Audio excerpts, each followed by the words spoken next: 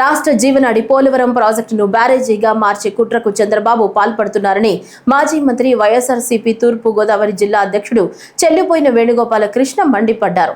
తన స్వార్థ ప్రయోజనాల కోసం పోలవరం ఎత్తు తగ్గించేందుకు కేంద్ర ప్రభుత్వం వద్ద చంద్రబాబు రాజీ పడ్డారని ఆగ్రహం వ్యక్తం చేశారు.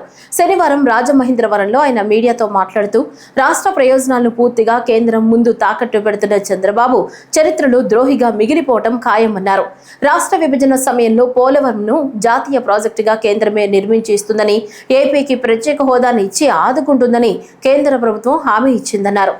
మిల్లర్లు రైతు పండించినటువంటి పంటని తక్కువ ధరకి కొనుగోలు చేయడం ద్వారా నష్టపోతున్న రైతుకి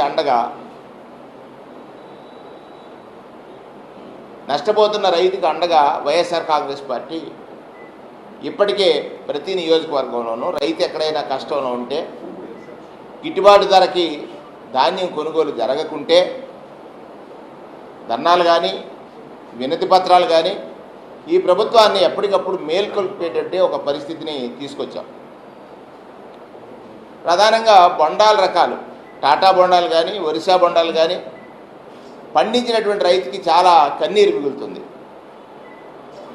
ఈ బొండాల వెరైటీని కొనుగోలు చేయని కారణం చేత మిల్లర్స్ చాలా తక్కువ ధరకి ఈ ధాన్యాన్ని కొనుగోలు చేసేటువంటి పరిస్థితులను చూసిన తర్వాత ఆరుగాలం కష్టపడి అప్పుల పాలై పంట చేతికి వస్తే సంతోషం లేక దోపిడీకి గురవుతున్నటువంటి రైతు పక్షాన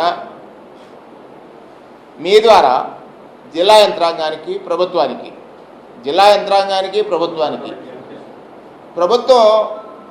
రైతుకు బాసటగా నిలుస్తానని కొనుగోలు కేంద్రాలను ఏర్పాటు చేశారు.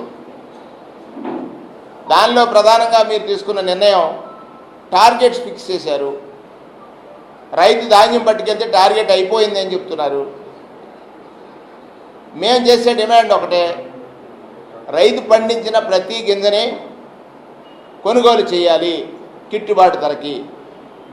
ఏదైతే మీరు ఎంఎస్పీని ప్రకటించారో ఆ ఎంఎస్పీకి కొనుగోలు చేయాలనేటువంటిది ప్రధానమైన డిమాండ్గా రైతు పక్షాన తూర్పుగోదావరి జిల్లా వైఎస్ఆర్ కాంగ్రెస్ పార్టీ డిమాండ్ చేస్తూ ఉంది. దీనిలో పలు రకాల దోపిడీలని అరికట్టడం కోసం అడపాదడపై ఎక్కడైనా వర్షాలకు తడిచినటువంటి ధాన్యం ఉంటే ఆ ధాన్యాన్ని కూడా కొనుగోలు చేయడానికి ఈ జల్లులు పడ్డ సందర్భాల్లో రైతు లూటీకి గురయ్యేటువంటి ప్రమాదం ఉంది. కాబట్టి ఇప్పటికే మీరు ఎత్తేసారు, ఆర్బీకేల ద్వారా కొనుగోలు చేయాలి, దానికి లక్ష్యాలు పెట్టారు, టార్గెట్స్ ఫిక్స్ చేశారు. ఈ క్రాప్ బుకింగ్ ఉండేది, దాని మీద ఎక్కడా శ్రద్ధ లేదు.